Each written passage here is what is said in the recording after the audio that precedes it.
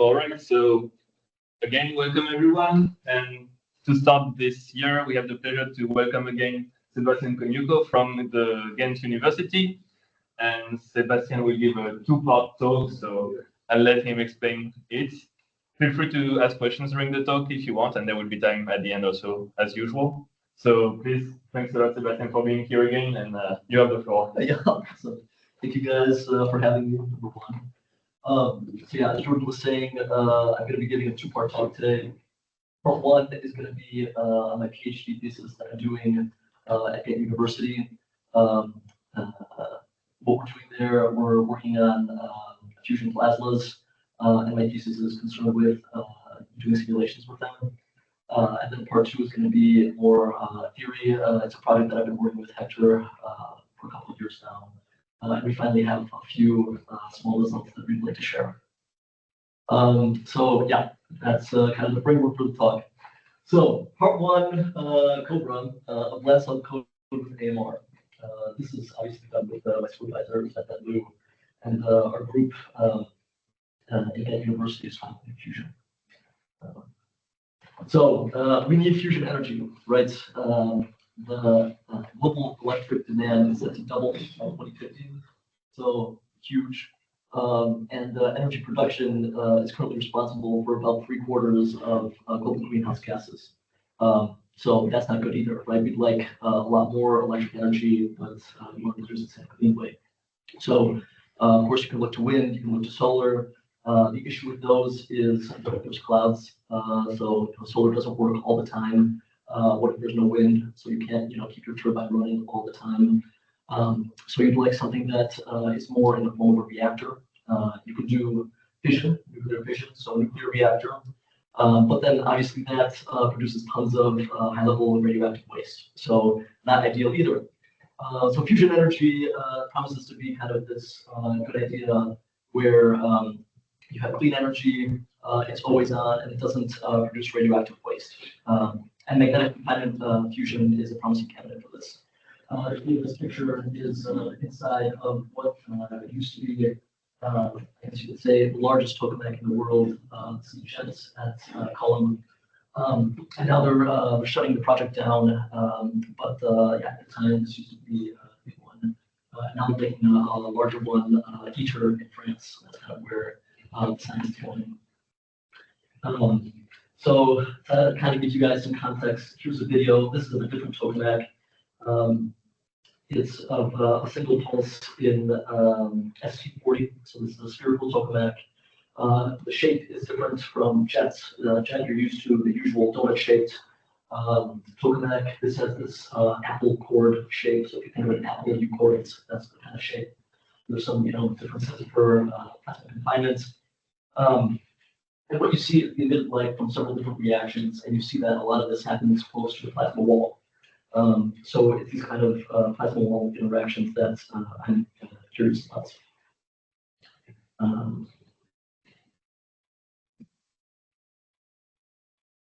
Just a curiosity already Yeah. about that video because Yeah. how did they put the camera in there already? Yeah, that's, I'll be honest, I'm not sure, that's not the diagnostic question, and I'm just a simulation guy. They have like these line of sight windows that go in, and to be honest, I'm not even sure what radiation we're even looking at, because if you just look with your eyes at the tokamak, the radiation that's produced isn't in the visible spectrum. So there's a lot of stuff going on behind the scenes here that I'm not really sure. This is more just to get context for what's going on. A similar kind of video. This is a video from Mass Upgrade, also a spherical tokamak. And you see that, okay, it's kind of running, nothing's happening, boom! You have kind of this big explosive event, and this is called an edge localized mode. It's a plasma instability that you have in these reactors. And it's caused from an MHD instability. It's this combination of a peeling and ballooning mode that's been well studied. And the issue with that in larger devices, there's been studies showing that you get larger and larger elms. Remember, this plasma is extremely hot. And so you're really scared about this plasma touching the plasma-based components. You're going to degrade the inside of your tokamak device. maintenance on these things is a nightmare. You really don't want to do this. And also, obviously, these elements are taking energy away from the core. On the other hand, you really don't want to eliminate them completely because these elements, if you have periodic small elements, they're actually used to clear the core plasma of impurities. So in an ideal world, you want some of these elements to move the impurities out of the plasma, but not too big. There's kind of this balancing act that you like. Okay, so generally fusion is very, very expensive. Yeah, both from an engineering perspective, from a financial perspective, there's a ton of engineering requirements that were really hard to meet. Number one, very, very heavy parts. So this is a diagram of ITER, the fusion reactor that we're hoping to build in France. That's currently being built. There's kind of to give you an idea, this here is the vacuum vessel, it's donut shape. Around the vacuum vessel, you have these field coils, big superconducting magnets, and then you also have colloidal field coils going through this joint neck. And this together, these coils form a magnetic field that helps contain the plasma. The toroidal field coils by themselves, a single one, is around the weight of 747. And for ITER, you have 18 of them. So extremely heavy. And you have to assemble all of this with very, very high tolerances. I think the most shocking thing for me is the temperature gradients. Remember that you have the superconducting magnets. Okay, so that has to be at about a few degrees over zero. Then a couple centimeters, you have your wall, you have a vacuum, and then you hit your core plasma, which is minimum 10 times hotter than the sun. So insane temperature gradients. Insane engineering requirements. So also something to think about is that we still don't have a working reactor anywhere, right? All of the things that we're trying to build right now are actually experimental devices. So think, if we want to study these elements, if we want to study these plasma wall interactions, are we going to build a device every time that we want to study a new thing? That's probably not the best way forward. This is why there's a huge emphasis on simulation modeling. It's kind of where I fall in. And yeah, if I'm getting clear enough, I'm modeling the plasma edge. So what are the safety arts techniques right now? So for state of the arts, so first of all, here, let's look at this picture. This is a cross section of your tokamak. The state of the arts, a lot of simulations right now are being done with this software called SOAPS. This stands for Scrape-Off Layer Plasma Simulation. The electrons and ions are modeled with MHD, and then you have neutral particles modeled kinetically with Irene, which is an additional package. The idea here is that at the edge, so number one, the fundamental assumption of MHD is that you have a Maxwellian velocity distribution. Okay. So physically, what drives a Maxwellian velocity distribution? It's actually the collisions within the plasma cells. So at the core of the plasma, you have collisions. This drives this Maxwellian velocity distribution, and you get MHD. You get a good fluid description of your model. However, at the edge, you have fewer collisions, and so slowly your Maxwellian distribution starts to degrade.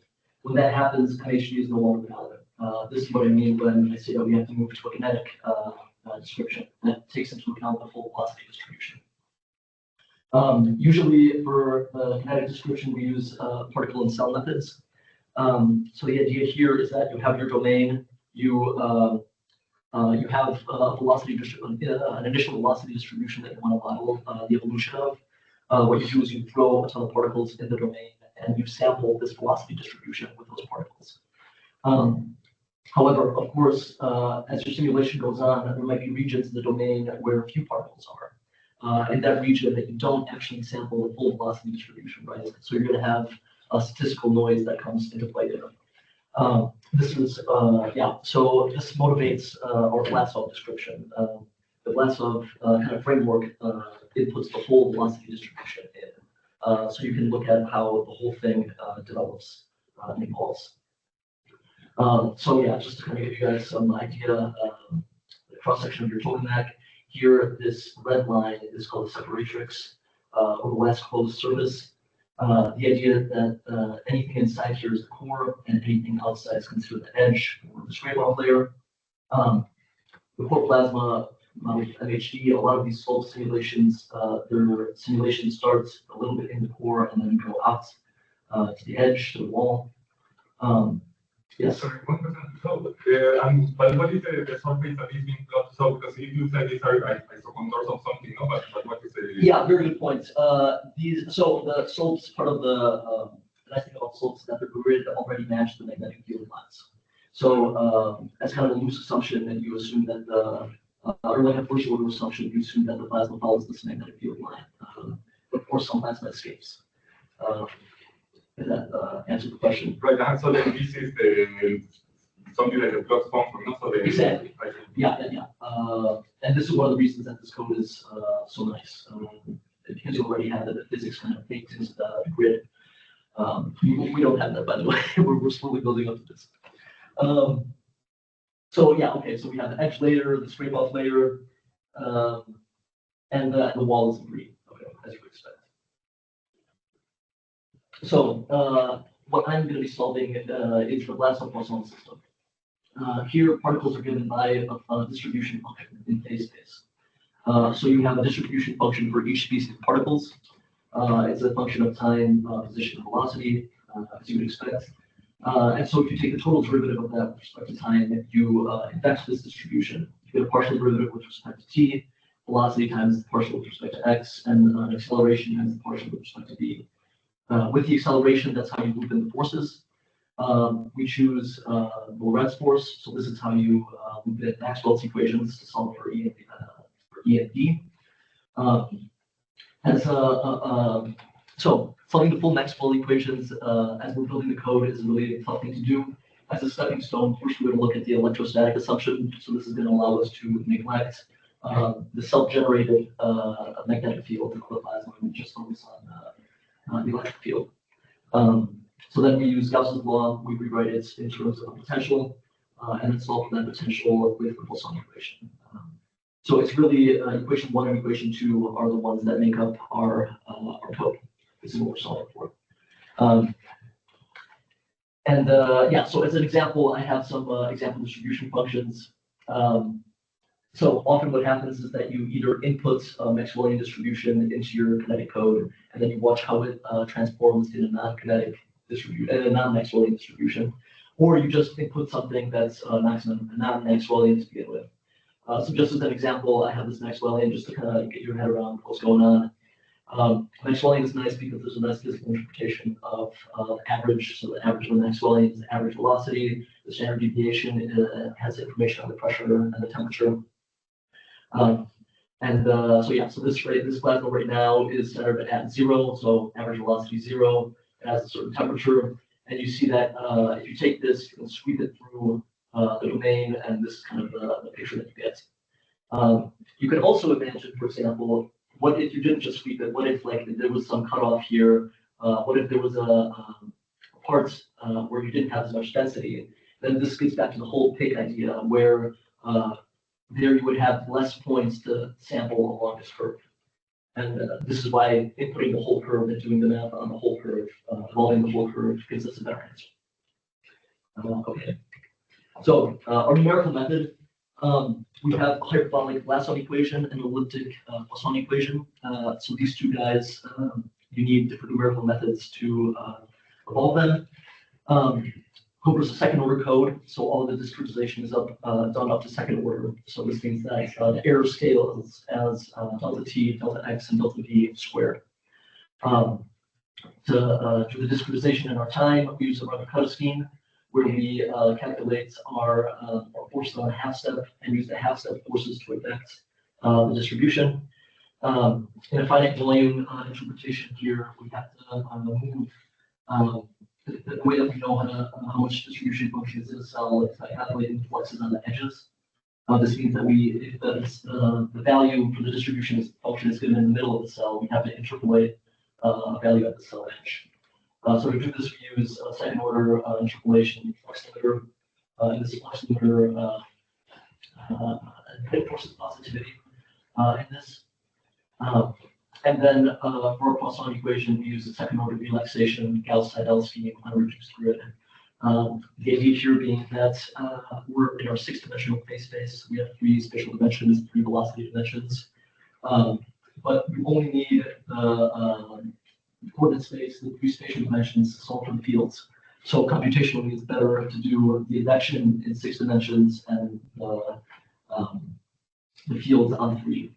And here this picture shows kind of this idea of Gauss-Seidel method, where if you were, so let's look at this middle layer.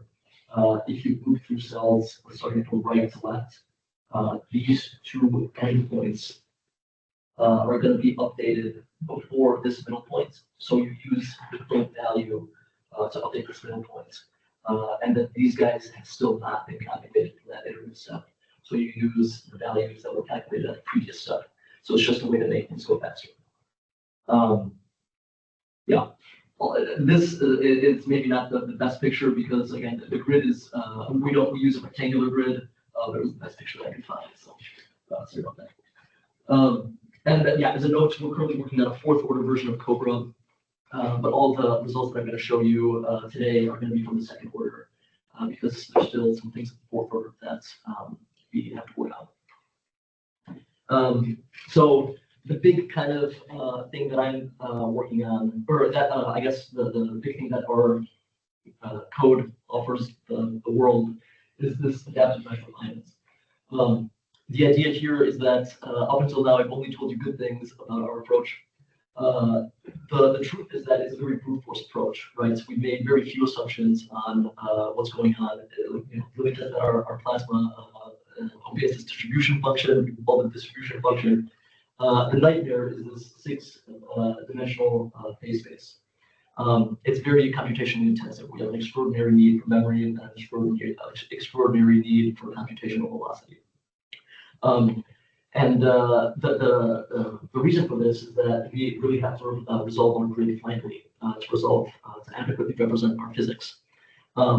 So in a uniform grid, the grid resolution is dictated by your whatever your phenomenon that you're trying to study. But of course, if that's like in the center, you really don't care that you have a very finely resolved outer edge where maybe nothing is happening. So the idea is there a way where we can build a technique where our mesh resolves and unresolves, refines and unrefines in an automated way. So this is kind of what AMR is. It's designed to reduce this computational load. And so yeah, here we have an example of the one-dimensional impact. So 1D phase space, and then this collapses onto this reduced grid that would just be one-dimensional. Just to give some kind of information on the AMR, we use this cell-by-cell refinement criteria that's based on interpolation error at each cell. So yeah, so these are the main numerical techniques of the code. So at this point, let's try to think about applying it. Before we apply it straight to the tokamak, we want to make sure that the code introduces the relevant physics. So we go right to some benchmarks. I think I presented this last year for you guys.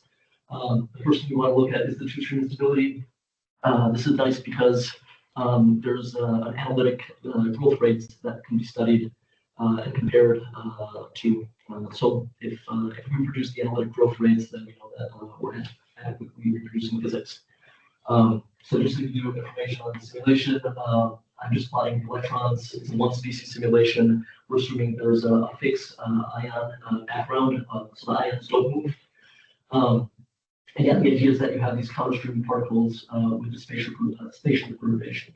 So you have one stream of particles going in a positive direction, and then on top of them, because it's a 1D simulation, you have another stream of particles going in the opposite direction. And yeah, as you see, this is great. Our electric energy, if you plot that, the growth rate matches the literature. Here, we don't care about the offset, it's the slope that we want to measure. And yeah, so you see that the blue is the uniform grid, 256 by 256 cells. And then in the red dotted, you have an adaptive grid with an effective resolution of 256 by 256. Maybe this has a few more oscillations, but let's say the slope is generally good. I also have this nice simulation I can show a video. So you can see that the perturbation causes this vortex to form. This is the instability, and around 20.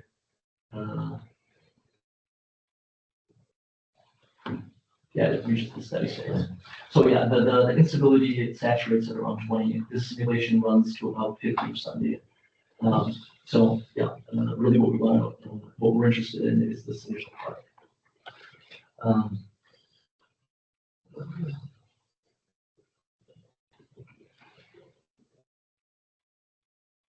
Okay. Also, I have another video to show you that was too big for PowerPoint. This is the same simulation with some different resolution, just to show you guys AMR in action. So this is this refined grid idea. You see that the perturbation is going to be tracked. You see that the grid is unrefining here in the middle and refining along these cusps. And then here really you see extra refinements.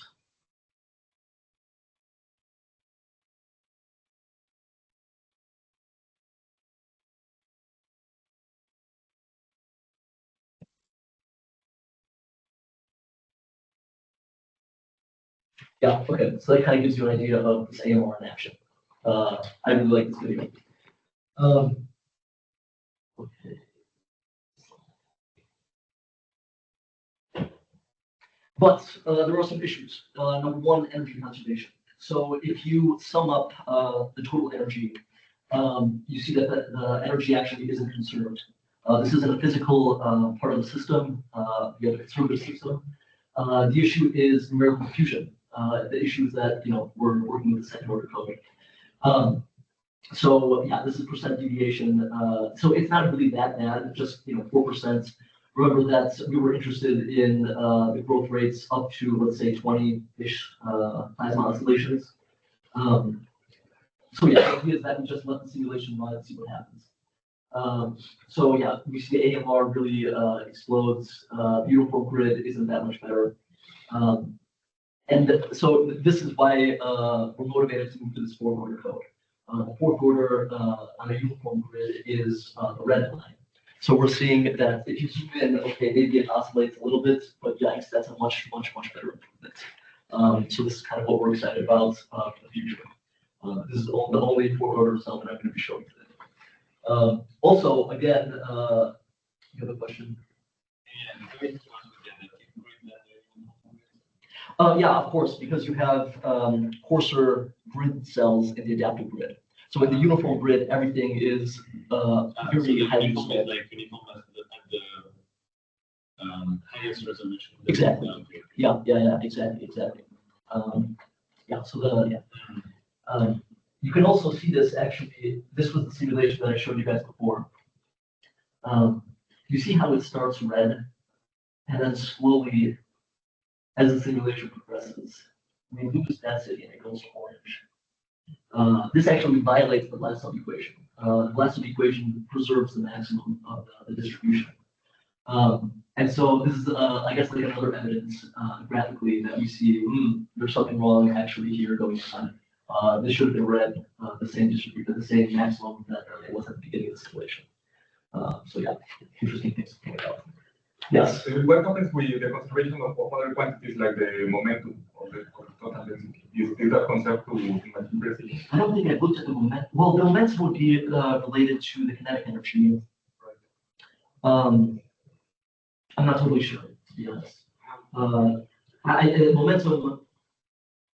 I'm not sure momentum is conserved because you have an exchange between the electric field and the kinetic energy. Right? So what I was thinking is that another possible reason why the energy is conserved more from the uniform grid than for the adaptive grid would be that the prolongation and restriction operators introduce the annulations to the conservation. Yeah. And one possible way of alleviating that is to use constraint preserving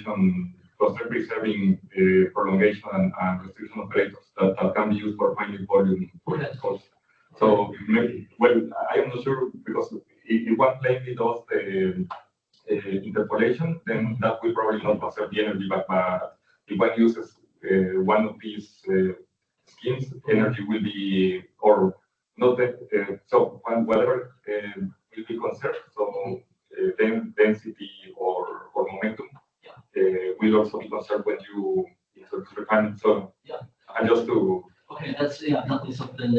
Maybe we talk about that. right, because it is possible that by so of course moving to forward order will improve things, no? But it could be that you don't need to move to forward order to have better preservation. For the AMRs, right? Specifically. Yeah, that's a good point. That's a good point. Get into that. Okay. So at this point, let's say, okay, we're saying that there's some error, up to 3.5% over 100 plasma oscillations. Let's say that this is good enough and kind of table the fourth order work and work on some more applied problems. So this is brings us to the plasma sheet. So in contrast to the two-string stability, this is now a two-species problem. We're looking at electrons and ions. Imagine here on this side, you have your core plasma. So this is going to be quantity-neutral plasma. And then on this side, you have the tokamak wall. The idea is that plasma is going to come in.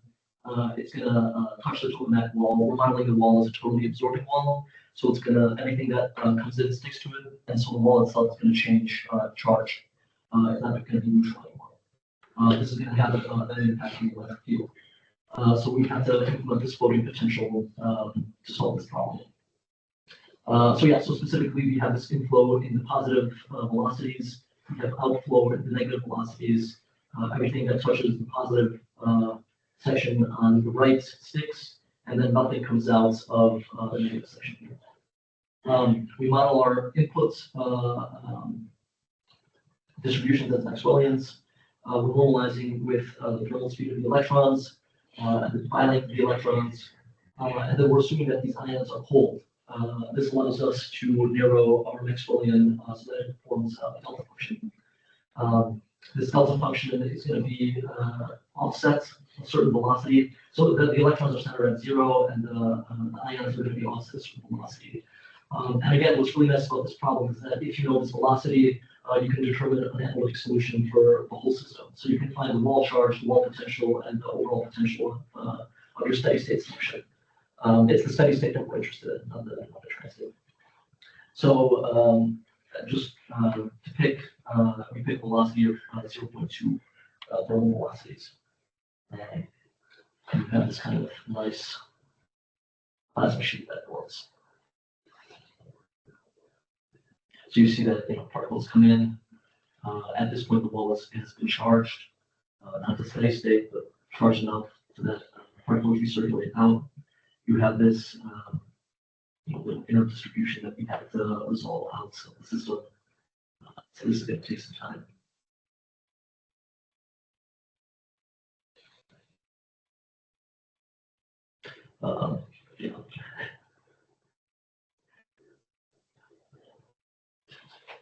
We'll call that close enough. So yeah.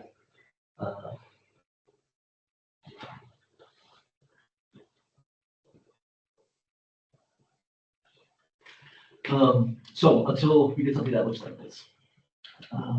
So looking at some diagnostics, we can look at the wall chart. The wall charges on the right, inflow charges on the left. You see that electrons, except for later than the ions, are first accelerated to the wall. So the wall picks up a negative charge, negative charge, negative charge until here, where finally you get a little bit of ions to hit it. So the ions hit, and then suddenly you have the steady state wall charge. And similarly, you want this to kind of you want the plasma sheet to connect to the quasi-neutral core plasma. So you want that charge to be 0 as well, and at steady state we do have that, so that's nice. Also, you'll note that this distribution is non-symmetric. Why is this? You can assume that a slow, you can think through this and say at steady state, you have a slow particle entering the domain. It sees that the wall has a potential. So it comes in with a sort of kinetic energy. It sees the potential, it slows down, it slows down, it slows down, and then it loops back. But of course, there's going to be particles that are coming with fast kinetic energy. So, okay, they'll slow down a little bit, but then they're still going to hit the wall and inherit the potential. And those particles are not re-emitted. That's why you have this truncated maxillary. You can come up with an expression for the cutoff velocity in terms of the wall potential. You see that we reproduce that. Also, I give the truncated Maxwellian at, so the blue line is 7, the red line is at, sorry, the blue line is at 0, the red line is at 7. And you see that at 7, that's kind of the beginning where we start to see the formation of our actual sheet. This is kind of the sheet usually there. And then really the best thing is that we reproduce our analytic potential. So the analytic and the calculated are right on top of each other, which is super, super nice. However, of course, we're still a ways away from modeling a tokamak. So what else can we do? There's this very classic problem. That's the Shijura sheet problem. Of course, remember in your tokamak, you have all these magnets. So you have these magnetic fields that also come in. In the super reading, for example, you see, when the plasma hits, you're going to have a super magnetic field that have a model as well. So this is kind of the Shijura setup where, same as before, you have your quasi-neutral plasma, you have your wall. Only this time we're adding this magnetic field. Remember, this is an externally applied magnetic field, not a self-generated magnetic field of the plasma. Yeah, that's in the code right now. We have all the ingredients to do the simulation, but you'll see that this is actually a 1D3B problem. So the two-stream instability that I showed you before was just a 1D1B problem. We still haven't tested these higher dimensions. So before we do that, let's test the higher dimensions. This is the 4D analog of the two-stream instability, so 2D, 2D. This is also in progress. And kind of the take home here, this is what I alluded to before, is that more dimensions means more cells, more RAM, more computational time. This is starting to become really tough. Where what we want is a resolution of 256 to the fourth, right? On my current equipment, I've only managed to do 90 to the fourth. And you see, so that's the blue lines. You see that, once you get here, that's just a mess. You kind of do reproduce this damping rate. So, okay, maybe, I don't know. With the adaptive grid, again, because you're saving memory using this technique, I was able to bump this up to 128 to the fourth. You see that there's more coherent structure, so that's nice. But of course, this is far from reproducing the growth rates. For perspective, the uniform grid has about 80 gigs of RAM, and the adaptive grid needs about 50. So this is kind of the work in progress, and really all this means that I have to move to an HPC and go from there. Yes. It's not the case now. You're not running on the cluster. We have like a little local cluster. I have to get on like the big cluster instead. So yes, this is kind of where we're at so far. So next up, let's move to an HPC. I didn't show you any AMR runs with the plasma sheet. This is because I still haven't adapted AMR, the floating potential boundary conditions. Then with fourth order, what this doesn't have is some AMR, some parallel capabilities. Ultimately, if we get that far through the glass on Maxwell system, and then on a very real note, start thinking about maybe some practical hybrid implementations, where of course you see that already we're running into computational issues with these benchmark problems. Imagine how bad it's going to be when you actually simulate a real tokamak. So really what has to be done is probably a hybrid code where you have fluid description in one region, and then you see, oh, we're losing this next-related function somewhere else. Now you implement the kinetic code, something a little more advanced like that. So this is very much beyond the scope of my PhD, but I think something to think about. Questions?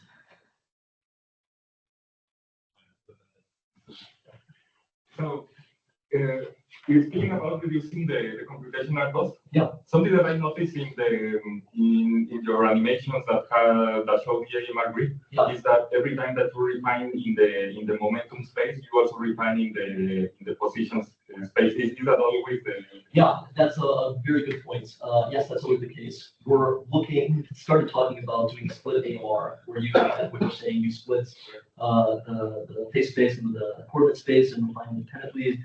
But that's not something that we've done yet.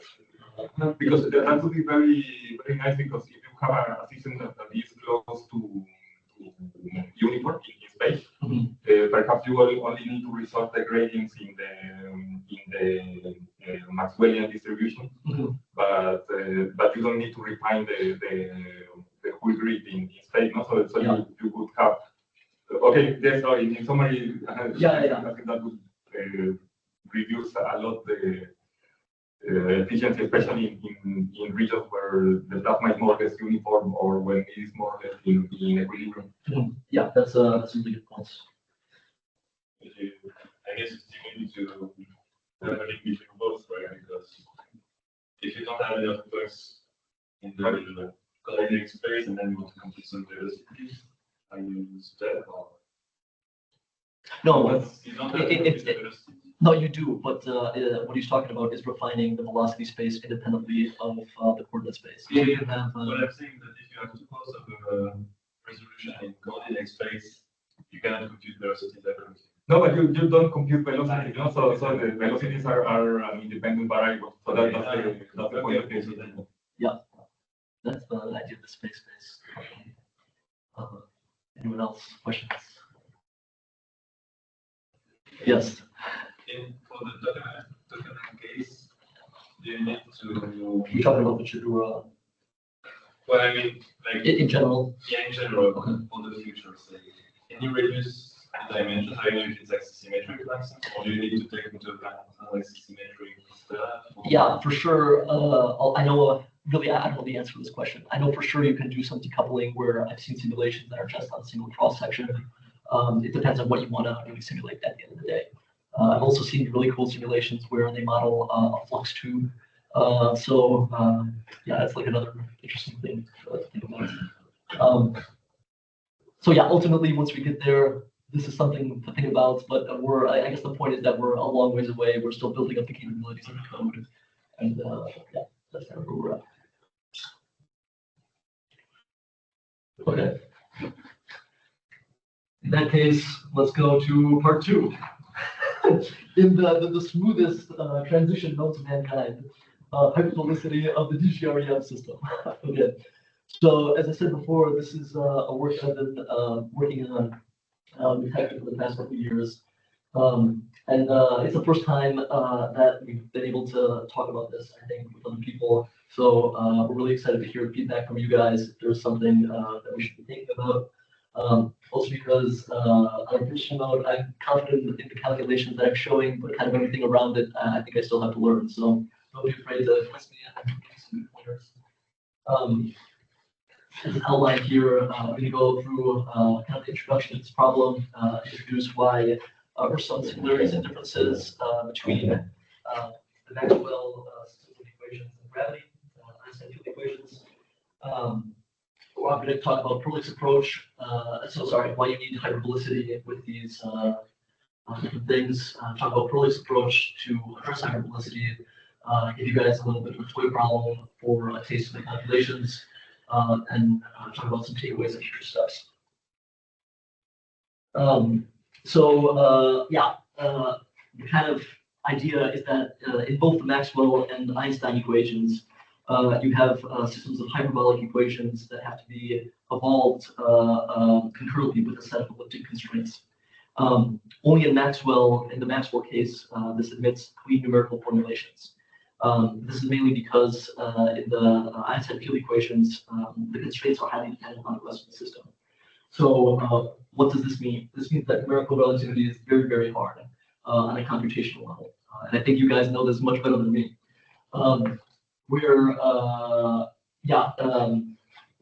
Basically you're solving you can solve a lot of problems with the current numerical techniques, but the idea that you have to enforce these constraints, you spend a lot of computation time enforcing these constraints when you compare it to Maxwell. You use things like convergence cleaning, constraint damping, and you kind of keep adding more and more equations. For example, you have the CCZ4 formalism, which is a first order system with around 120 equations. This is just to keep constraint violating modes damped. On the other hand, for Maxwell, in the Maxwell case, the constraints are simple and decoupled. This means that you can use constraint transport schemes, which by construction, your constraints are already conserved. So this would be really nice. the kind of point here is the question: can we rewrite our Einstein field equations and take inspiration from the Maxwell field equations, with the purpose then of using the numerical methods that are used in the Maxwell field equations? This is the overarching question. And the answer is yes, we can. This work has been done before by Hector. He proposed this scheme called the DGREM formulation. It stands for differential forms, general relativity, and electromagnetism. So the kind of concept is that you want to make this look as much like the Maxwell equations as possible. In traditional Einstein formalism, you start with geometric, and from there you kind of develop equal structure. In the Maxwell case, you start with your vector potential, and you have your whole structure. What if we, instead of starting with the metric, started with this tetrad one-form basis? And so if you start from this, you have a structure that is very, very similar to Maxwell. So this is great. It's a system of about 40 equations. Here they are. You have equations which govern this gauge potential, this tetrad. You have the Maxwell-like equations. You have this conservation of energy and momentum. This is the analog would be conservation of charge. And then you have these constituent relations, which are pretty tough. And kind of in the back of our mind, we have to say that we'd like to engage, right? All of this depends on the last function, the shift vector, and this tetrad basis. So these are things that are kind of left free. However, while this is very close to the Maxwell equations, there's no formal proof that it has the same mathematical properties as the Maxwell equations, namely hyperbolicity. So numerical schemes are designed as an initial value problem. The idea is that you're given some initial data on a hypersurface, and a small difference in time is going to make a small difference in this initial data. Hyperbolicity is this mathematical property which guarantees that this initial value problem is a well-posed problem. So if you don't have hyperbolicity, then your problem actually isn't well posed and you can't use numerical methods. There's actually different types of hyperbolicity. If the system is just hyperbolic, what this means is that it admits plane wave solutions. It means that plane wave solutions exist, but it has nothing to do with the well-posedness of the problem. Well-posedness comes from strong hyperbolicity, where you have this sense of causality. If the system is strongly hyperbolic, the evolution of the solution space is unique, and it's continuously determined by your initial conditions. And then you have an even more restricted case, which is symmetric hyperbolicity. So this guarantees both the existence, the well-posed problem, and also the fact that your solution modes grow dependent on these energy inequalities. So there's kind of the sense that your solution space is bounded, in a sense. So interestingly enough, symmetric hyperbolicity is much easier to prove than strong hyperbolicity, and we want symmetric hyperbolicity anyway. So I'm really going to focus on showing if a system is hyperbolic and if a system is symmetric hyperbolic. We're going to not worry about being strong hyperbolic. And again, to reiterate that if the system is not hyperbolic, what you would have are non-physical oscillations in your solution when you use these numerical methods. So that's why we want to go over. That's why this is so important. And we're going to see exactly why later on. So we're going to be using, So our task is really going to be to define this DGREM system. So the system's already defined. What I mean by this is we want to recast it in a way that we can use a Frohman's approach to determine if the system is hyperbolic or not. We're then going to determine if the system is symmetric hyperbolic. We're going to look at the effect of the gauge variables on this hyperbolicity. As a note, the constraints really make this difficult, and the way forward is to use Prolink's methodology. So from this, let's get into Prolink's approach. We have a system that looks something like this. So it's a first order system. We have some constraints which do not depend on time. We have some evolution equations which do. We have D, which is our state vector. This is like our involved variables. L has information on the constituent relations, and often we're going to decompose this in A and M matrices. The A matrices have information on how different terms relate to each other. and the M really holds all of the stream information. Kind of as an idiosyncrasy, all the work that I'm presenting follows the usual convention that the Greek indices are 0 to 3, Latin indices are 1 to 3, except for rho. Rho is 1 to 3. This follows Perlick's notation. I realized this a couple of days ago, and at this point, I'm too committed to change. Any questions? Okay. Cool. So this is kind of one of the big key points. We start with a set of differential equations that show how fields evolve. But really what we want to end up with is this analysis to show how solution modes evolve. So specifically, the velocity and the directions that a solution can have. How do we do this? So we're going to use this approximate plane wave family of solutions, this guy here. You can think of this as a steady state background field and a plane wave on top of it, where T is the amplitude of the perturbation, and then you have this iconic function which relates to information on the wave, and then alpha is the size of the wave. So the idea is that if we take this and we want to substitute this back into our system and then take the limits as alpha goes to 0. Okay, so let's think through this for a second. First, the easy terms. If you just do the steady state background, you substitute this in, no matter if you have a derivative or a non-derivative term, the steady state background is always there. And so we assume that that solution exists, and then so we're just going to omit it from our analysis because we're interested in these perturbations. Imagine putting this in a non-derivative term. So the oscillation in a non-derivative term doesn't change. We take the limits as alpha goes to 0, that whole term goes to 0. So we actually don't have to worry about this non-derivative terms at all. This is why, this way, any lower order terms goes to 0. However, the tricky one is taking the derivative of this. So ignoring for a second this real parts, just look at kind of this function. If you take the derivative of this, there's a product rule that you have to look at. So derivative of this times alpha times this. Okay, that has an alpha, so we're not going to look at that term. We're then going to look at the term derivative of this exponential. This is going to drop down the argument of the exponents, so you see that we're going to end up with a derivative of the iconic function, and the alphas cancel. So this is the term that's going to remain when we take this limit as alpha goes to 0. Also, it's this derivative of the iconic function that really is the key to unlocking the frequency and the directions. If you take, so in Polish language, this x also includes time as all coordinates. So if you take the derivative of the iconic function with respect to time, you get a frequency that's denoted as p0. And then if you get the derivative with respect to a position of the iconic function, that's going to give you a direction. So look at what we did here. We started with the system of differential equations describing the fields, and we moved to a system of equations that describe frequencies and propagation directions of our solutions. So this is pretty cool. And then also we note that, so this is our constraint, this is our evolution equation. We note that the evolution equation can be written as an eigenvalue-eigenvector problem. Hyperbolicity and multiposeness. We start from this evolution equation. We need the roots to be real and not 0. So the real part is the condition for hyperbolicity.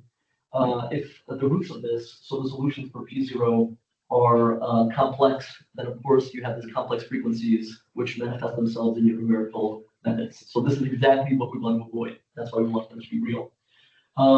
If the roots are 0, this is a different pathology, but pretty bad also.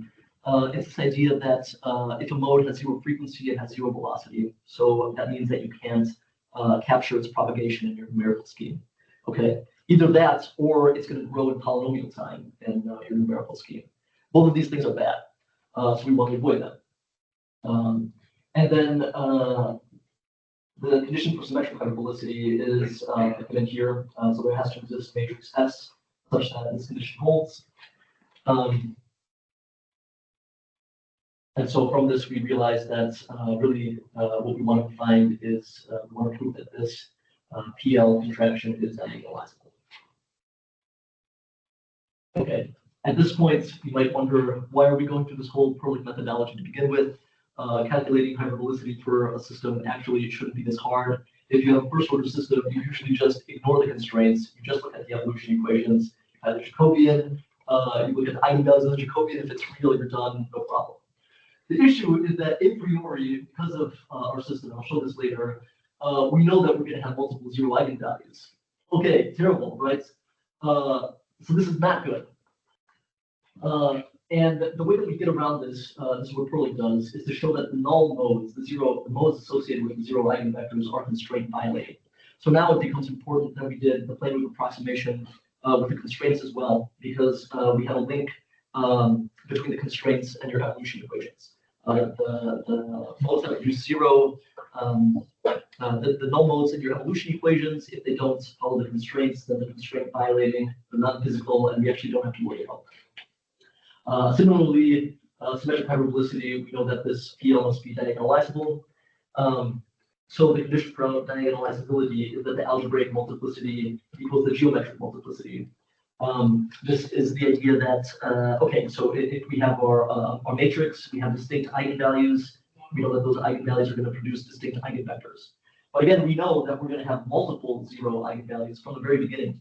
So, okay, if we have one distinct eigenvalue that produces one distinct eigenvector, we're okay. But in the case that we have two or several zero eigenvalues, we're going to need those to produce distinct linearly independent eigenvectors. So if that happens, then we have a diagonalizable system. This is why Perlich, this is kind of the methodology, yes. So you said that the zero modes should be constrained by anything. Yeah. We don't need to declare out any energy. Yeah. Do you say this because you already have in mind that the numerical scheme with this system would deal with the constraints automatically? Exactly. Yeah, that's exactly right. Yeah. But if you pass something more standard, that doesn't always ensure that the constraints are satisfied. It wouldn't be suitable. Yes, but then, but you still might have hyperbolicity. So you could have a hyperbolic system which doesn't follow the constraints, but you see the difference. You might not have a system which follows the constraint. So yeah, the issue is you can have systems which follow the constraints and are not hyperbolic, and you can have systems which are hyperbolic and do not follow the constraints. Good question. So yeah, great. At this point, we have a methodology, right? So to recap it, we started with Sorry, just to continue with this kind of follow-up. So the point is not to show for instance that the constraints would be fulfilled by the system. No, that's something for the numerical scheme to do. Yeah, that's where we're not worried about that. So yeah, to recap the methodology, we started with a first order differential, a set of first order differential equations and constraints. We used the plane wave approximation to transform this into this kind of solution space where we're looking at both the frequencies and the possible frequencies and the possible propagating directions of solutions. And we know that from our A matrices a priori that we're going to have some zero eigenvalues. And so we know that we have to do this link between the null modes and the eigenvectors. So at this point, let's apply it to Maxwell's equations. This is what Perlich does. This is his work. So you start off with Maxwell equations. He looks at local, possibly nonlinear constituent relations. So he looks at both the field intensity and the field excitation. As usual, constituent relations are held in this M. You have this A, which holds the information of how everything links. Yeah, he has several zero eigenmodes. He links them to the constraints, proves that they're not physical. And kind of the conclusions are that physical modes are transverse. This is something that we would expect. And he has this nice conclusion for symmetric hyperbolicity where M must be positive or negative definite. And then if your constituent relations are linear, so if the variables inside this M are linear, then you have this energy density expression here, and this has to be either positive or negative definite. Okay. So this is nice, but as the D-gram system resembles Maxwell's equations, however, Perlich doesn't take into account any sort of gauge field, and we know that in this GREM system we are going to have this gauge field. So can we redo this? Yeah, so this is this gauge potential sector. It's redundant for electrodynamics, but it's important for us. So the idea is, can we redo Perlich's calculations, adding in this gauge sector, and what is this going to do? So this is kind of the work that I've been working on. You start with Maxwell's equations and add in this potential. The definition for the potential in exterior calculus is given by these two equations. If you split them up into index notation like I have here, then you see that this first one is an evolution equation with respect to A, your vector potential, and then you have constraints on the vector potential. So we actually have one more, we're missing one equation to complete the system. We choose the Lorentz gauge since it emits the plane wave modes. We go through our usual process of the approximate plane wave solutions. So you see that non-derivative terms are going to go to 0. We're going to do some renaming as well. So at this point, we're left with this constraint here, and this is exactly how we want it. So this would be in Perlich's form, and then we're left with these evolution equations where we still have to do a little bit of work on that.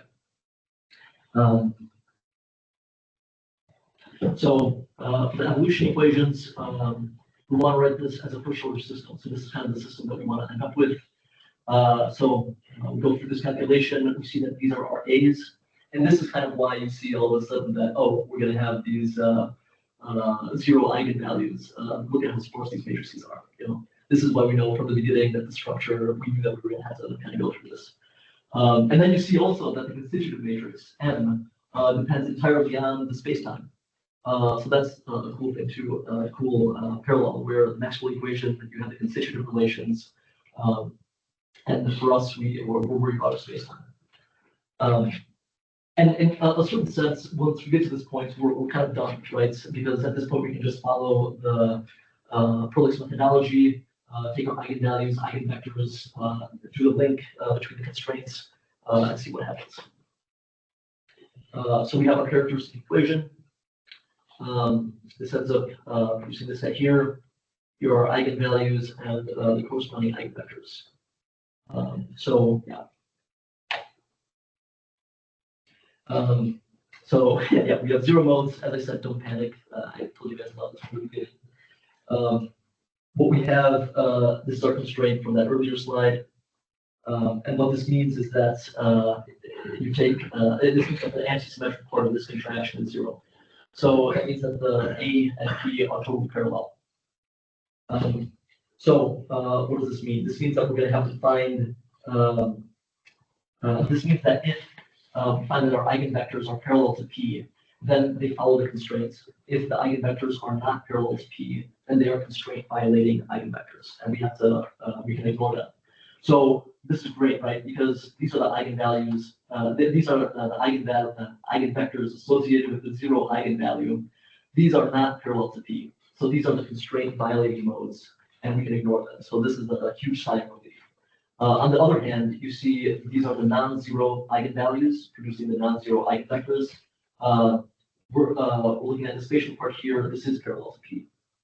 Great. So this is a huge reassurance that we have physical modes which can be linked to the constraints, and our non-physical modes produced by the null modes are not physical, so we can ignore them. Yeah, null modes are constraint violating, therefore not physical. For the hyperbolicity, again, so for hyperbolicity specifically, we just want our eigenvalues to be real. What would make this not real is if we have a line assigned here, right? So we can set this greater than or equal to 0 and see if we can find some conclusion. We can also do this, we can divide by P0 frequency. This gives us the local speed of light. So we have this condition here. Or we can use the Cauchy-Schwarz inequality to eliminate P or lambda, and then we have this equation here. So what does this mean? Really, this doesn't tell us anything new. We know that this contraction here is going to be positive. We know alpha squared, the left squared is going to be positive. So in a sense, this gives us no new information. This gives us no new information. And in a sense, though, we kind of expected this, right? Because we know that the Maxwell's equations are independent of the gauge. So it would have been strange if we found some weird information on the lens or the shift mechanisms that would restrict the Maxwell equation in some way. This kind of reconstructs that. Then for symmetric hyperbolicity, again, the idea that PL must be diagonalizable, we're going to check this algebraic multiplicity to the geometric multiplicity. So here, two identical eigenvalues produce two linearly independent eigenvectors, so that's good. You may think initially that we're okay with these guys, but actually, what if this guy here was 0? So if this is 0, then you have two repeated non-zero eigenvalues as well. And these would give you two repeated, identical eigenvectors. So this is actually not good. So this actually gives us a further condition on a more restrictive condition on symmetric hyperbolicity, where before we had the greater than or equal to sign, now we just have the greater than sign. But again, you can go through the same math, and it really doesn't tell us anything new as far as this is. Okay, so lesson so far, you can incorporate these constraints and discard violating most of them. Great. We can retrieve info on transversality of waves related to the constraints. So I didn't talk about this here, but we actually show that, so explicitly, we're saying that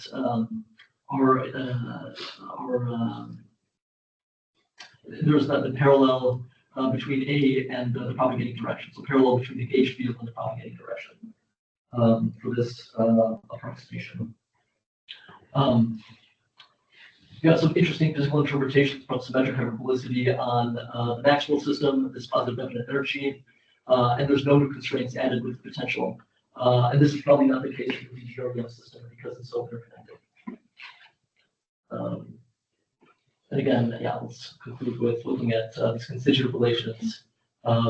These are in this hatted plane. And so to bring these in here, we're going to have to multiply them or contract them with the tetrad. So that's what a gauge is. This is why the interconnectedness of the system. Yes. So at this point, any questions on this? That was a lot.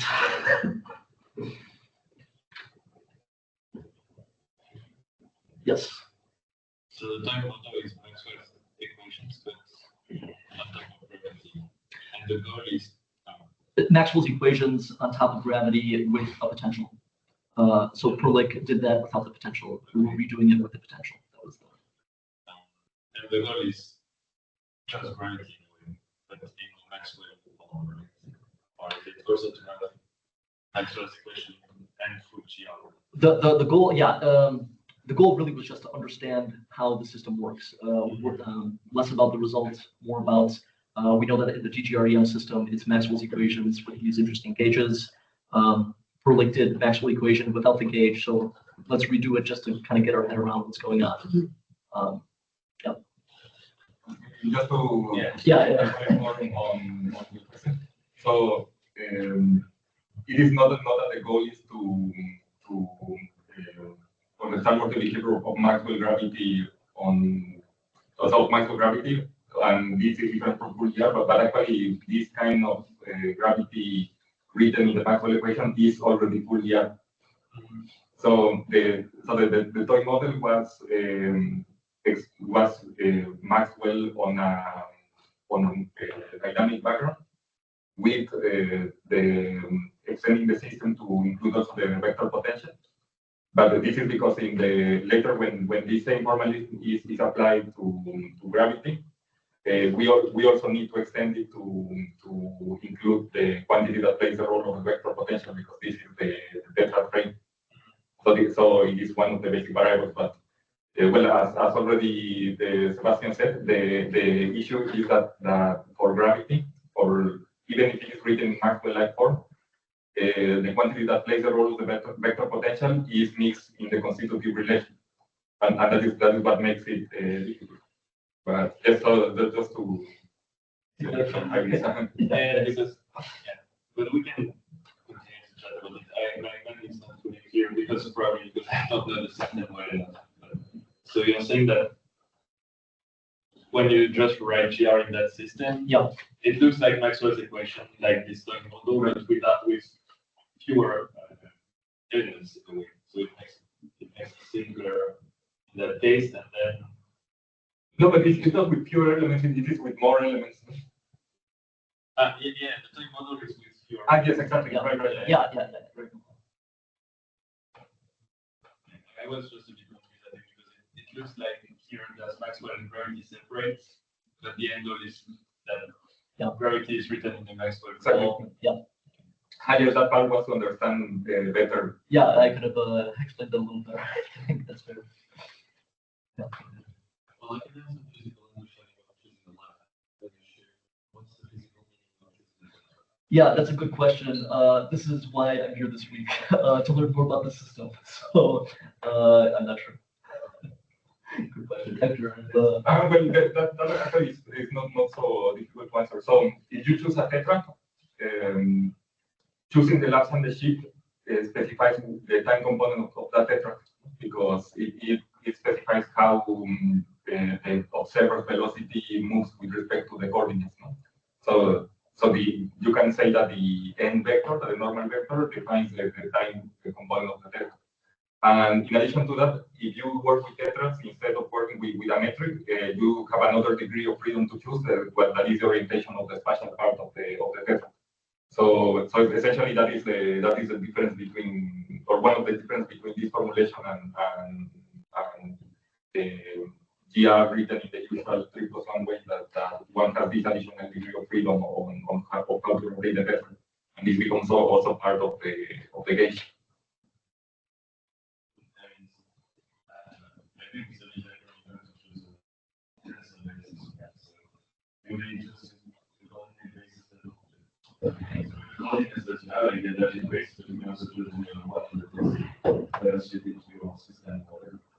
But the time derivatives would be to have some modifications, right?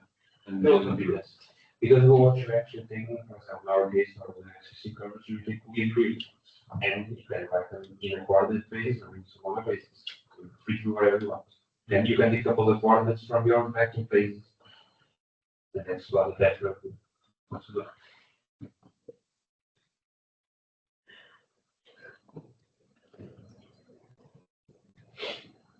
Anyone else? Any further questions? And we haven't clapped for the end, but it was kind of intertwined, but the last chance. Are there maybe questions online?